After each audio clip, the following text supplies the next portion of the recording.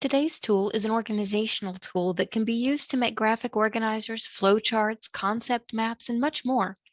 For anyone who finds it easier to grasp information that is displayed visually, this tool is a quick way to map out relationships between ideas.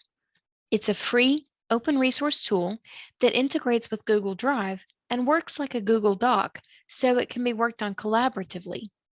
You can get access to this software by going to diagrams.net. You don't have to register or log in.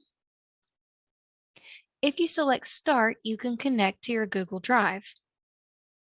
Once you've done so, diagrams.net will show up as an option in your Google Drive when you choose New. The only problem with this tool is that it has so many options and possibilities, it can be a little overwhelming. Let's start with the templates. There are templates for everything imaginable. You can also start with a blank canvas if you want. Let's choose a template to play with so I can show you what's possible with this tool. As with most Google tools, you have a full range of editable characteristics: color, shape, thickness, font. You can add text to just about any object on the canvas. You can add shapes. You can add different kinds of lines to show relationships. Let's experiment. If I select an object, these dots show that I can change it in size. I can also move it around. Notice that the arrow moves with the object. If I hover over the object, you see the small blue X's. These small blue X's represent different places where you can connect lines to the object. For example, I can take this line and I can move it to connect in a different location. And now it's still connected and I can still move the object. I can edit the object by using these panels over here or by finding the objects at the top. For example, if I want to choose the color, I can also change the lines, how thick they are, what type of line, whether I want it to be an arrow or a different kind of arrow, whether I want it to be straight or bent, whether I want that bend to be sharp or curved. I can change the color of the arrow. I can make an object less rounded. If I wish to add another shape, I can click on this arrow and choose the shape that I want to add. And that's already connected with an arrow. Notice that my canvas grows as I add things or subtract things. But if I want to keep it within the bounds of a page, I have to pay attention to these dotted lines. This dotted line means that I've gone past where a page would end.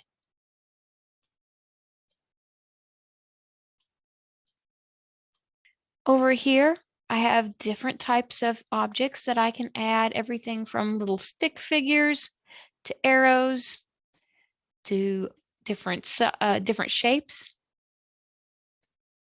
speech bubbles, 3D objects, and those are just the basics. There are also tables and graphs, different types of shapes, colors, patterns, different objects, and even icons and labels.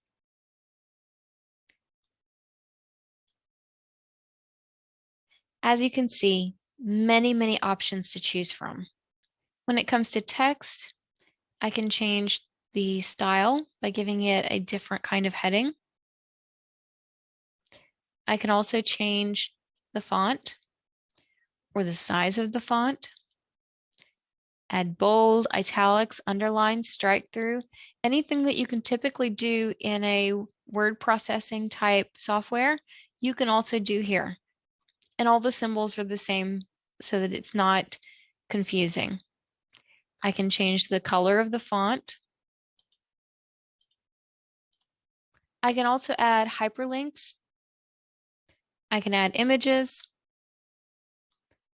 I can insert a horizontal line, or I can even insert a table.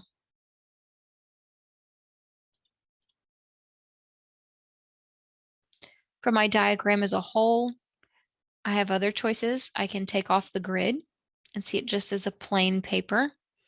If I toggle page view, now it doesn't show me where the borders of the pages are, or I can toggle it back on and I can see. I can create a background instead of having just a white background, and I can add shadows. I can also change the paper size and whether I want portrait or landscape. This tab, Style, means that I can change things very quickly. I can change the entire color system very quickly with just a click. And there are several different options. When changing colors, make sure you consider accessibility. Choose a color system that has enough contrast so that it can be read easily. If I want to add a text box, I can click on that. It appears in the center and I move it to wherever I want it. I can tilt it to the side. And I have all the style options for text over here again. So I can create some kind of title for my page. I also have the option to add pages. So I can go to page 2 and create something slightly different. If I want to make changes to my original, but maybe I want to keep the original copy and experiment with some changes, I can select, I can copy, go to my page 2, paste it. Now on page 2, I can experiment. I can choose arrange. I can rotate the shapes. I can do that individually, or if I've got them all selected, I can do them all at one time. I can change the alignment, aligning them on the page differently. I can choose how they are distributed. Also, I can look at my layout here. Right now I have kind of a global flow. I can change it to a horizontal flow, or I can change it to a vertical flow. I can experiment with all of these different layouts to find which one I like best. Or use undo and go back to the original. Lastly, let's talk about accessibility. This is a great tool to suggest as an option to students for projects or alternative assessments, and it's a great way for you to create graphic organizers and visual explanations for students.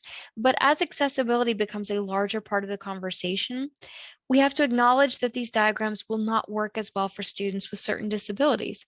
So when suggesting as a tool for student use, I would list it as one option among several.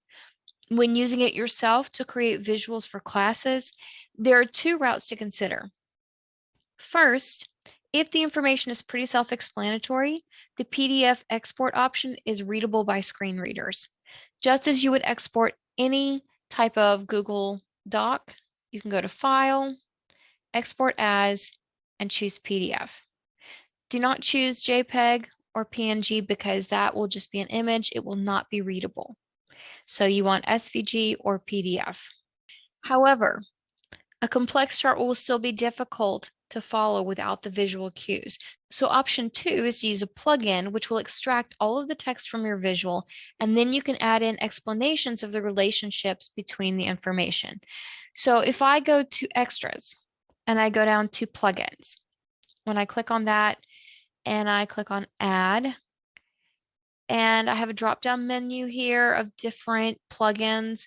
If I use text and I apply that, now I go back to extras and I have extract text. When I do that, it extracts all the text. I can copy it. I can then paste it into another document, and then I can write up an explanation of what's on the visual. And that way you have a textual explanation as well as a visual.